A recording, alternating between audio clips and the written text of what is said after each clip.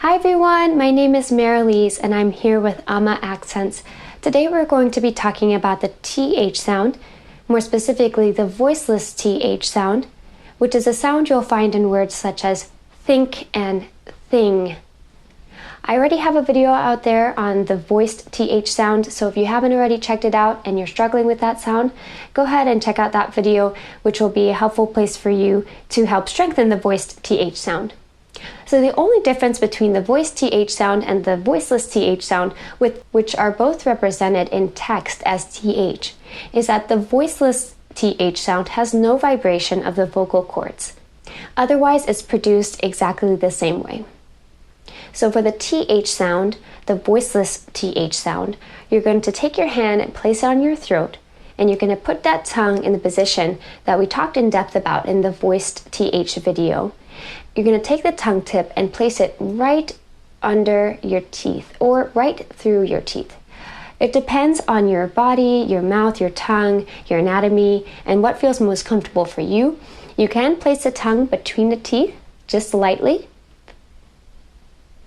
or you can have it pretty much right under your teeth so that your tongue is in line with your teeth. You can touch it to feel it if that helps. You can touch your tongue to feel, to make sure you're getting that position. So you are putting your tongue tip right in this position. You're going to put your hand on your throat to make sure that you're not vibrating your vocal cords, and you're just going to hold out a long voiceless TH sound.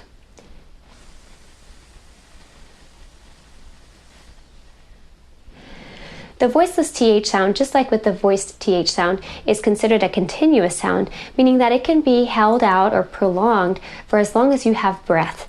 So if you are making the sound and you're stopping or it's becoming short, there's something going wrong with your production of this sound. It should be able to be held out for as long as you have breath. So think about keeping that space between your tongue and your tongue tip and your teeth, and letting the air just flow through it. So you're creating a little cavity, a little space between the blade of your teeth and your tongue tip, and through that space the air is going to flow for the production of this sound. So I'll say that sound 5 times in isolation so that you can really hear it and watch my mouth and see what's happening in order to produce that sound.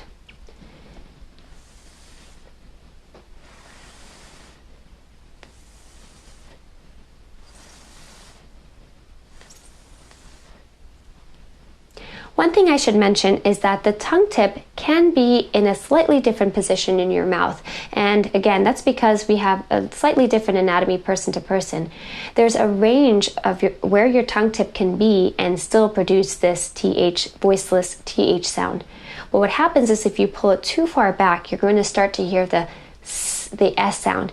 And if you fold your tongue in on itself and start tapping or touching the alveolar ridge, which is this part of your mouth right behind your teeth, you're going to start to hear the T sound. T, t.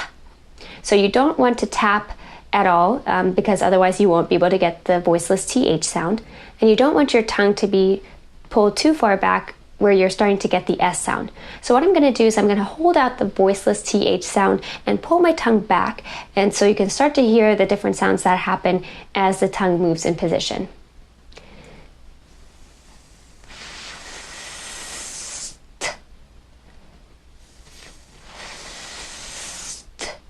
So 2 common errors that happen with the production of the voiceless TH are that S and that T sound, and as you can see, there's a reason why. It's because they're all produced in a very similar part of the mouth, and it can also be depending on what sound inventory or what collection of sounds is found in your native language. So now I'm going to review 3 methods that you can use to start hearing that voiceless TH sound, and once you start to hear it, perfecting it and feeling more comfortable producing it. So for method 1, you're going to take a set of 8 words that target this voiceless TH sound, and you're going to record yourself saying this set of words and then practice saying it at least 3 times a day, and then re-record yourself after a week or 2 of practice. Then you're going to take that recording and compare it with your baseline recording to see if you've really gotten this sound nice and solidly, nice and clearly. So here are the set of 8 words for the voiceless TH sound. Think, thing, thought, think, thaw, thumb, thick, thin.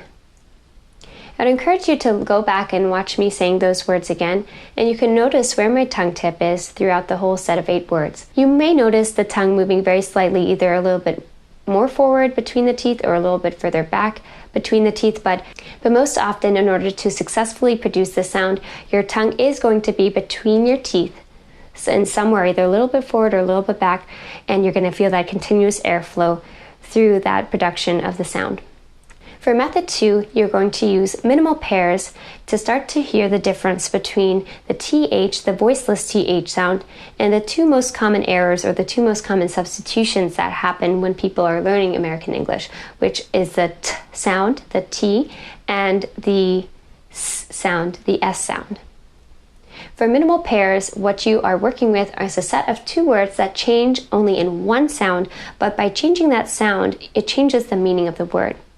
So when you're practicing using method 2, you're going to sit down with yourself, maybe in front of a mirror, and you're going to say these 2 words and try to feel the difference between the 2 words. Hear the difference. It's going to change the meaning of the word. They should sound like 2 distinct words, and you should be noticing a change in the tongue position when you produce these sets of words. So here we go. Think, tink, thought, taught, think, tink, thick, tick, thin, tin. For the S substitution, there are actually a lot of minimal pairs, so don't feel overwhelmed. You can certainly practice all 8 minimal pairs, or you can practice 2 or 3 that sound the most clear to you. Those 2 or 3 minimal pairs are going to be the sets of words where you hear the distinction between S and Th the most clearly. Between the S sound and the TH, the voiceless TH sound, you're going to hear the distinction between those 2 sounds very clearly, and that's why you're going to practice saying those words a number of times until you can expand a little bit and say the other sets of minimal pairs, and then you can jump into method 1. So here we go. Think, sink, thing, sing, thought, sought, think, sank, thaw, saw, thumb, sum, thick, sick, thin, sin. And finally, for method 3, you're going to take this voice DH sound and practice it in isolation. So method 3 is best for those of you who are not getting as much success in methods 1 or 2 as you'd like. For method 3, you're going to use a mirror, and you're going to look at yourself in the mirror to see where the tongue tip is.